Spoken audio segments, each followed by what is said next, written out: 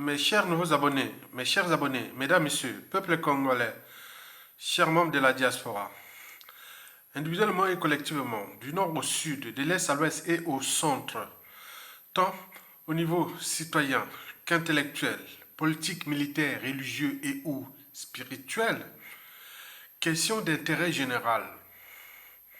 Et si on comparait l'actuel après despote Idriss Déby Itno du Tchad et l'après-despote Denis Sassou Nguesso annoncé, puisque toute dictature a durée de vie limitée.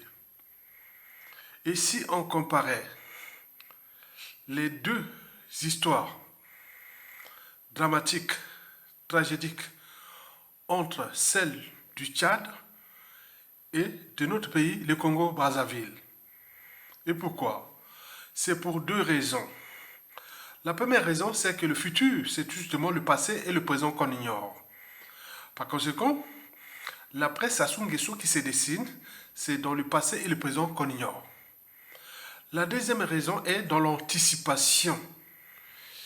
Vous savez que je vous en avais fait déjà 216 vidéos sur les 5000 vidéos qui existent sur ma chaîne. En 2017, je vous disais que, depuis 2017, je vous disais que ils vont se bouffer entre eux de la presse Sassou Nguesso. Ils vont se bouffer. J'en ai fait 216 vidéos depuis 2017 et que je vous rappelle toujours ça qu'ils vont se bouffer entre eux. Et ça se passe en ce moment au Tchad. Explication. D'abord du côté du Tchad.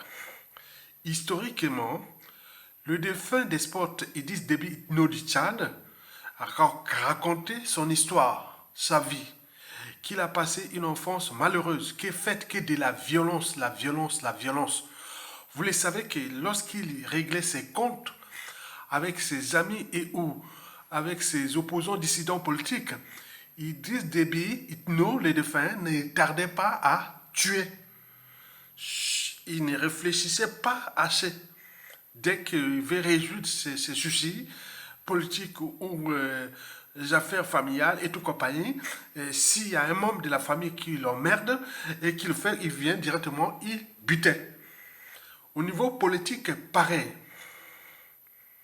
Et ce qui a fait que lors de sa mort, ce fut des règlements de comptes familiaux. Parce qu'on le reprochait de ne pas tuer beaucoup de membres de la famille.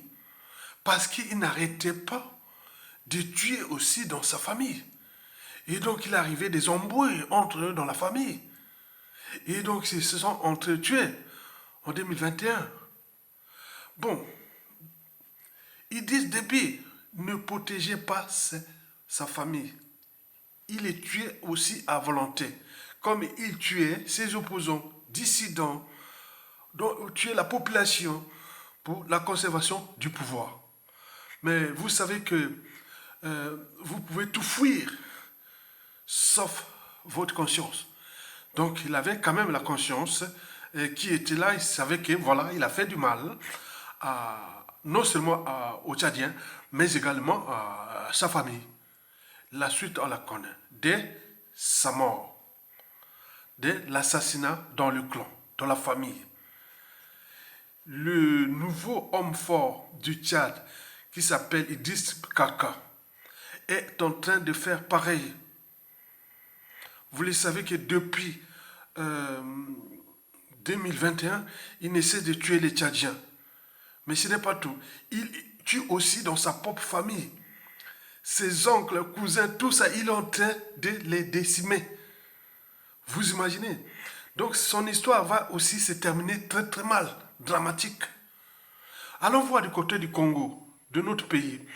Le Congo-Brazzaville, depuis que l'ogre déborde de la Lima, les neurones tropicales, le Judas tropical, Denis Sassou Nguesso est dans notre pays. Vous le savez qu'il est le champion de la trahison.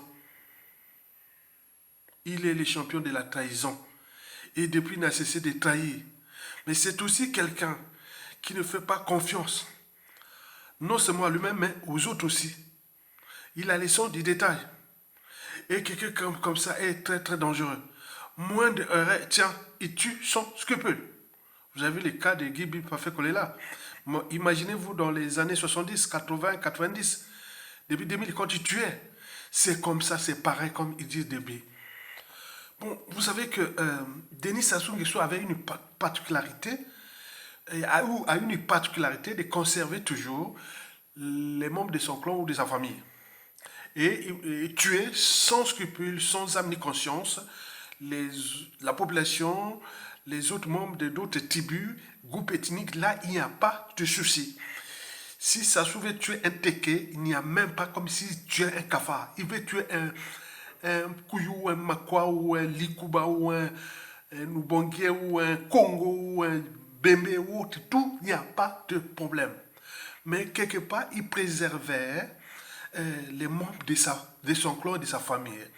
Bon, on a eu quelques rares cas où il a assassiné sa maman Mouebara, parce que ce fut une maman d'adoption. C'était pas sa maman. Donc, dès qu'il a pris le pouvoir en 1979, quelques mois après, quelques années après, 1 ou 2 ans, il a tué. Il a fait beaucoup de choses aussi dans la famille, dans le cadre de l'omerta de conserver certains secrets. Mais ce n'était pas les embrouilles. Il est tué parce que c'est pour conserver certains secrets pour sa longévité au pouvoir. Or, il dit Déby tué par rapport aux embrouilles ou autres. Embrouilles ou non, ou secrets, il dit Déby tué, mais ça se préservé. Ce qui fait qu'il a préservé beaucoup de membres de la famille. Mais toute dictature a durée de vie limitée. Ça va partir. Mais non, il y a des règlements politiques et militaires dans le Nord. Le clan se divise pour le pouvoir, pour la succession. Et donc, ce qui rend problématique de la presse Sassou. D'où l'intérêt d'éveiller les consciences congolaises libres que la presse Sassou Nguesso risque d'être problématique en observant déjà ce qui se passe au Tchad, parce que ce qui va se passer au Tchad, ce qui se passe au Tchad sera la photocopie de ce qui risque d'arriver chez nous. Likez, partagez et soutenez la résistance.